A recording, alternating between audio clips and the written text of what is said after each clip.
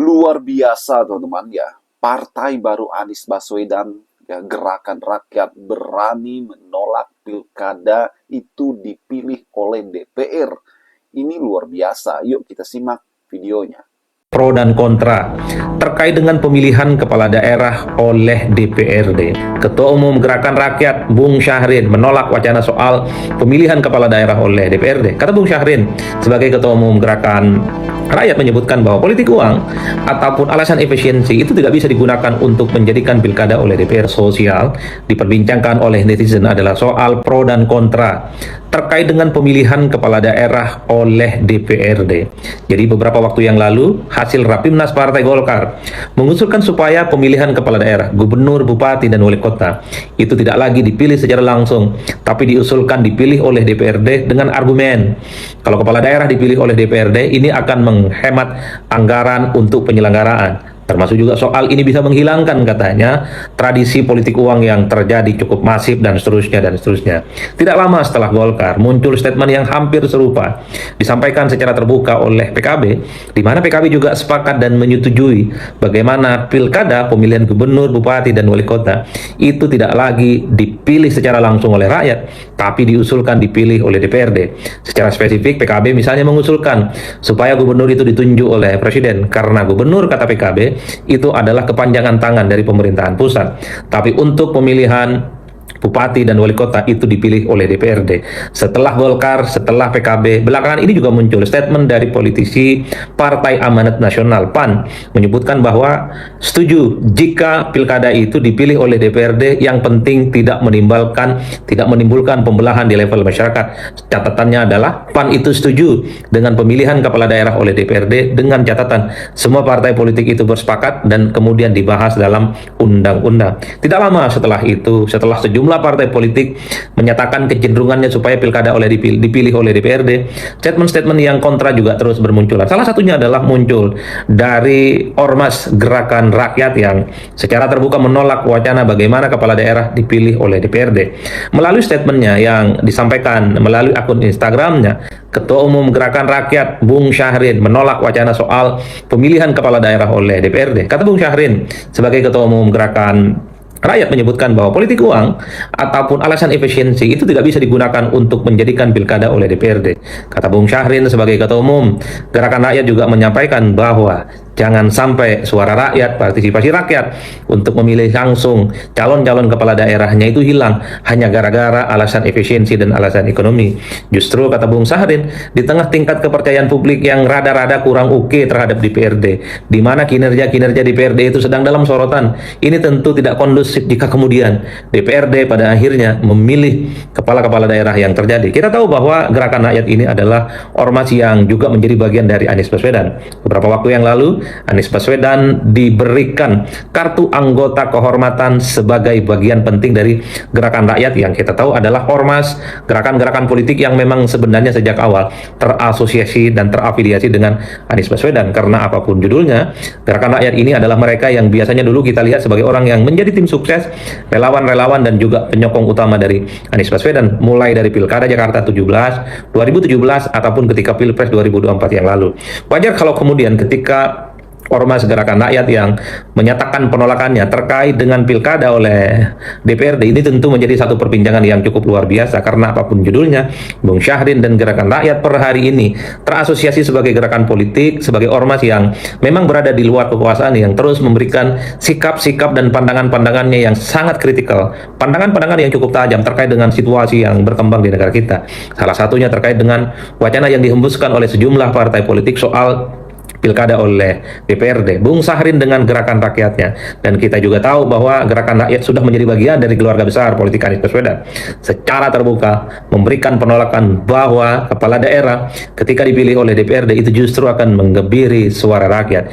Justru di tengah kinerja DPRD dan sorotan yang cukup negatif kepada anggota dewan khususnya di daerah, ini tentu tidak kondusif jika at the end gubernur, bupati, dan wali kota itu dipilih oleh DPRD. Hampir sama dengan Gerakan Rakyat, partai seperti Demokrat, kemudian juga PDIP secara terbuka melalui jubir mereka speak up bahwa mereka juga menolak terkait dengan wacana pemilihan kepala daerah oleh DPRD. Kata PDIP, alasan-alasan terkait dengan politik uang kemudian tingginya bagaimana mahar politik yang terjadi di internal partai, itu tidak ada kaitannya dengan bagaimana rakyat tidak lagi punya hak untuk memilih secara langsung. Politik uang, kata PDIP, itu bisa dihilangkan dengan cara penegakan hukum terkait dengan pemilu. Bawaslu, ada kemudian sentra Gakumdo, dan seterusnya dan seterusnya. Tapi kata PDIP, alih-alih ada penegakan hukum terkait dengan persoalan pilkada, justru begitu banyak oknum-oknum penyelenggara yang justru terlibat dalam persoalan-persoalan sogok menyogok dan menjadi bagian dari tim pemenangan kelompok-kelompok tertentu. Itu pendapat PDIP. Begitupun dengan Partai Demokrat. Kata Partai Demokrat, secara terbuka mereka menolak karena ini sebagai bentuk konsistensi.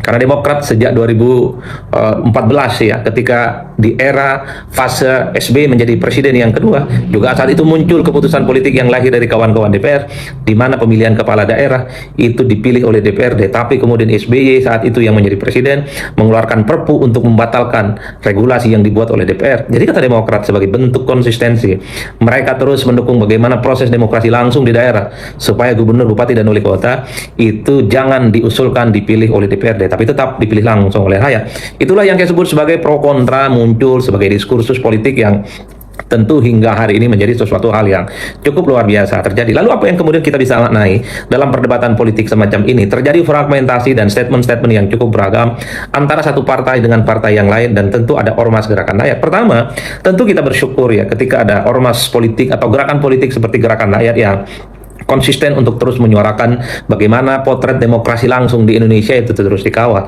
Karena suka tidak suka, demokrasi di Indonesia, terutama pasca reformasi, itu adalah direct democracy, di mana gubernur, bupati, wali kota. Halo teman-teman, berjumpa bersama saya di Politik Dangi. Ini menarik untuk kita bahas ya. Teman-teman tahu ya bagaimana isu tentang pilkada, pemilihan kepala daerah, baik provinsi maupun kabupaten kota, ini isunya teman-teman ya sedang hangat-hangatnya dibahas. Ini pengusulnya ini Cak Imin teman-teman ya. Dan ia mengatakan bahwa bagaimana pilkada itu dipilih langsung oleh DPR ya. Untuk provinsi, kabupaten kotanya dipilih DPR, kemudian gubernurnya dipilih presiden ya kan. Ini kan lucu ya. Dan ini mematikan hak-hak rakyat untuk memilih pemimpinnya secara langsung, teman-teman. Dan kemudian ya ormas gerakan rakyat ini ya, atau digadang-gadang menjadi sebuah partai ini, teman-teman. Dan ini sangat keras menolak apa yang direncanakan atau isu tentang pilkada ini dipilih oleh DPR ya. Ini sangat bagus ya, sangat berani ya, mengeluarkan aspirasi teman-teman ya tentang jati diri mereka, bagaimana menyuarakan kepentingan rakyat. Ya, jangan harap DPR misalnya ya, DPR RI ya menyuarakan hal ini teman-teman. Ya mayoritas di sana pendukung pemerintah ya kan, dengan koalisi Indonesia Maju Plus, dan itu apapun keputusannya pasti akan iya-iya aja teman-teman ya. Ya itu berbeda dengan orang-orang yang di luar pemerintah ya. Dan apa yang disampaikan itu sangat sangat bagus, sangat relevan ya. Karena apa? Karena setelah reformasi terbitlah demokrasi teman-teman. Demokrasi yang kemudian memberikan hak sepenuhnya kepada masyarakat, kepada rakyat untuk memilih pemimpinnya secara langsung. Mau alasannya misalnya biaya terlalu mahal dan sebagainya, itu hal lain ya. Bagaimana pemerintah mengatur strategi agar biayanya murah ya. Bukan menghilangkan hak rakyat untuk memilih pemimpinnya secara langsung ya. Contohnya kalau misalnya itu mahal misalnya, ya udah bikin aja seperti yang dilakukan oleh negara-negara lain ya, pemilihan melalui media, aplikasi atau apa ya kan, untuk voting pemilihannya ya kan. Jadi hal tersebut bisa banyak sekali caranya teman-teman ya, tanpa menghilangkan hak-hak rakyat untuk memilih ya pemimpinnya secara langsung. Bagaimana menurut kalian? Kita diskusi di kolom komentar ya. Sampai jumpa lagi. Salam.